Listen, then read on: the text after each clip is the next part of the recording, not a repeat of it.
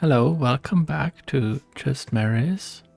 It's been a little bit, but let's not waste any time and go straight into funworld. And while we're waiting, let's like and subscribe. Today I want to talk about, look, it's loading. Yeah, I was lost in the forest. So what I was thinking is we're going to make a little clearing here. And then walk in all directions to find my home again. Hello, sheepy. Hello, sheepies. Very nice. Yeah, so today I want to talk about the phrase, which is mostly in German, but it's like a very common thing for politicians generally, which is, there is no alternative. There's just no other way, to do it. And in Germany, people say that sometimes very literally. They say alternative-less, actually. And they do that kind of again right now for armament, for Germany to spend more on arms and on upgrading our army capabilities. And my point is, I might want to talk about some of the specifics of the German plans and like the pros and cons and what we need in regards to NATO and in regards to European defense as well. Just some thoughts, but today that's not really the point. What I want to talk about is that what we're really saying, like when we say like there is no alternative, is that politics basically can function, right? Like there's only one thing we can do. But that is almost never true. I mean, it is basically never true, right? Like there's no scenario where there isn't something else you can do. It might be like really unimaginably bad option, but there's almost always options. I won't go into determinism right now, though I have some thoughts on that as well.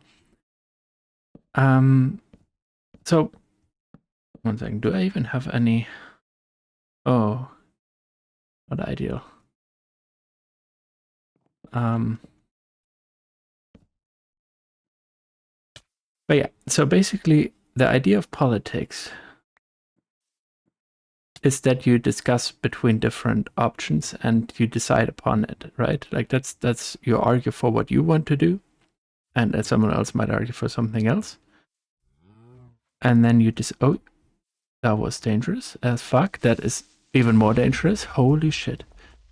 Okay, but I think I found my home, right? No, no, that's not my home. But yeah, so basically the point is there are different interests and there's like different people who have power in politics, and that's why you're discussing what options are on the table. And if you say there is no alternative, you're trying to basically preclude this discussion. You're trying to just say no, whatever I want is really the only option.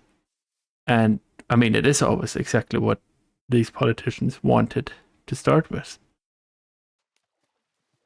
Okay, I'm so lost. So by kind of like saying this, you can just kind of try to not have any discussions about it. When in reality, so take for example this NATO example, right? Like we're like there is no other choice now because of Trump not being a partner anymore and because of the war in Ukraine. We have to spend more on our army, and it's like, well, like that seems like a reasonable option, but like we could also spend the same, could spend less, like those are also options. So what are the pros and cons? What do we actually need, right? Like this is like a discussion you should really have, that people aren't really willing to have, because there's just like a united agreement that there's one correct way to do it now. Among like journalists and politicians, and that's really kind of like the problem. If like all of these institutions are in agreement more or less, then it's very difficult to get actually some sort of discussion going on a broader level, because everyone's just like, well, this is how it is. Like before the election, that was kind of immigration, the topic of immigration. Everyone was like, immigration is a problem. When really it's like, okay, we can discuss, is immigration a problem? How is it a problem? If it is one, how do you want to deal with it? But that wasn't really like the way that the conversation was phrased. It was just immigration is a problem. How many immigrants are we deporting? Like that's basically the framing of the whole discussion. And if you frame something that way, you have excluded basically all of the options, right? And normal people who will not really be following politics this closely because they're not politic perverts like you and me, friend, will just be influenced by this kind of framing, you know? I mean, you could say like, sure, there's alternative media, but that too will be subject to the framing in some way. I feel like I'm gonna die. I should get back to, if I die under that thing, which is possible, then I should possibly be able to find it again. We'll see. That wasn't so smart. Okay. Yeah, so basically, like, the point is, right, like, ideally you have like a full discussion of all the pros and cons, and then if you believe in democracy, it gets kind of decided in some way that's democratically absolved, I guess, or supported.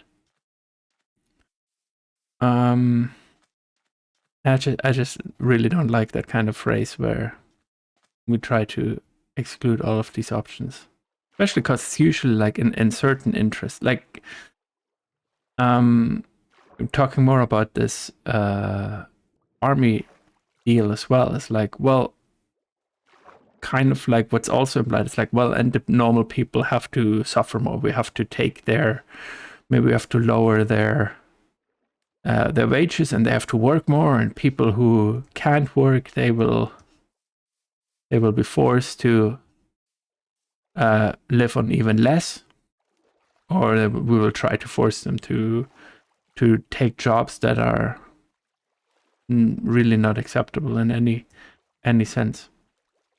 And then you're kind of like losing a lot of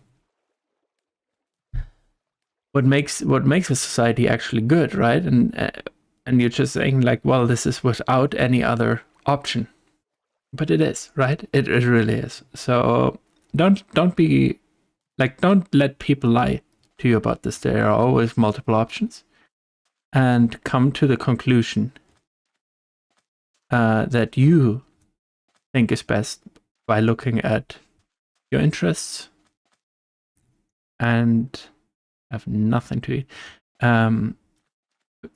Looking at what your interests and what the outcome is that you would want to be. I think that's basically my my thoughts on this. We've had a bit of a dangerous. Is this dangerous? No. Bit of a dangerous night in Minecraft.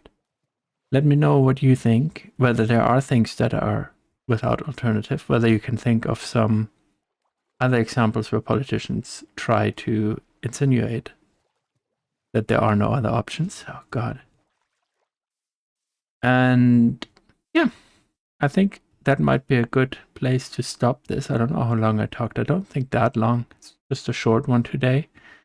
I'm also really terrified of dying. So I will see you in the next one. And continue subscribing. And stay spoopy, friends. Bye.